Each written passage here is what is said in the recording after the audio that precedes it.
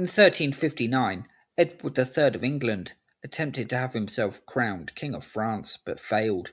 In 1420, Henry V was made legal heir to the French crown, but died before he could realise that ambition, whilst attempting to crush opposition. In 1431, Henry's son, Henry VI, was crowned King of France, the only English monarch to be so, but it was in reality a token gesture. Charles VII, thanks largely to Joan of Arc, had himself been crowned in 1429, and the war had swung decisively in the favour of the French. The question is, from an English perspective, was the Hundred Years' War ever winnable? I think the answer is, at best, doubtful, but if it ever was, it would have required very specific circumstances for it to happen.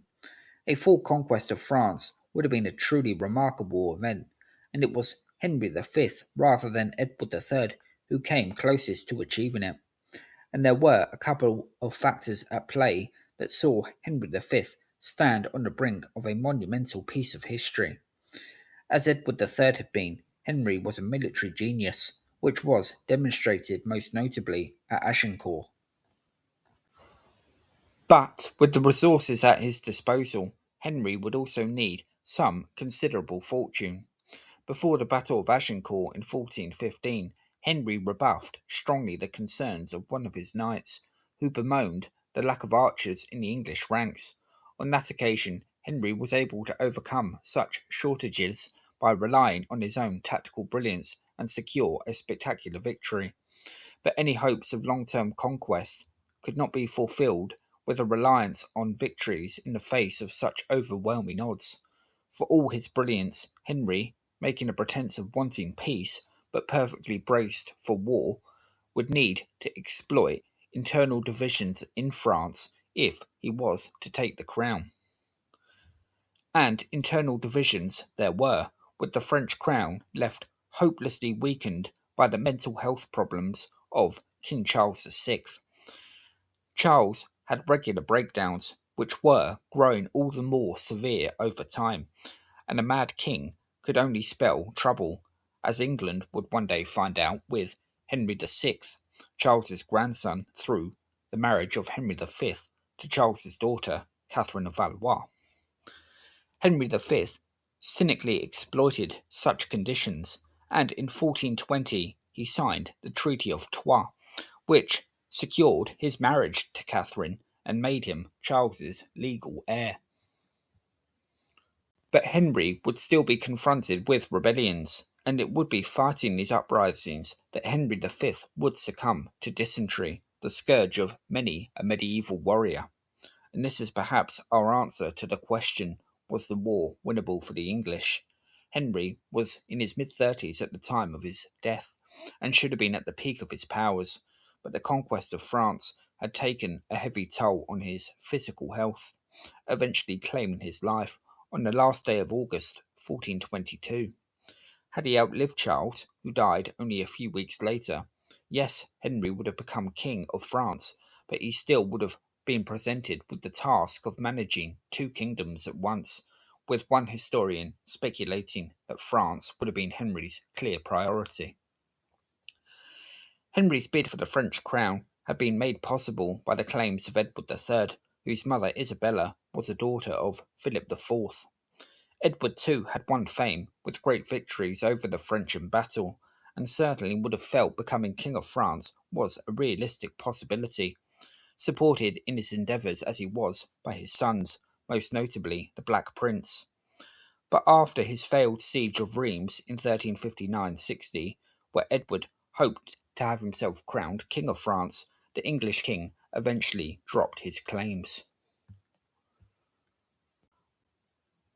Both Edward III and Henry V had thrown themselves headfirst into the Hundred Years' War.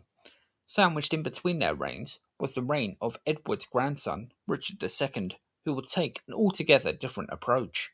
Richard, something of an oddball, had begun his reign with the French threatening to invade England, and he took a far more passive approach to the war, viewing it as unwinnable. He married Isabella, the little daughter of Charles VI, in 1396, putting the seal on his view of Edward III's war. Whilst Richard II and Charles VI were kings of both countries, peace prevailed. Indeed, Richard, even if he had taken the aggressive stance of his grandfather, is unlikely to have made any sort of success of the war, as he lacked the fortitude. But Richard II, though slightly comical as he was, should be given some credit. Edward III's war had been brutally expensive and a huge burden on the English population, contributing to the explosive peasants' revolt of 1381, which Richard, as a young king of only 14 years of age, had just about dealt with.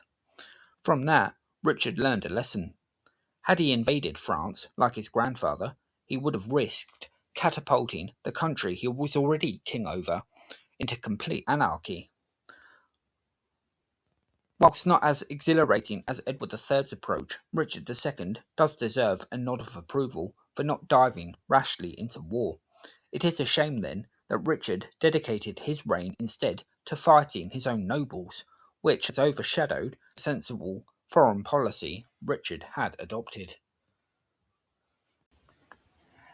I believe our answer to the question is thus.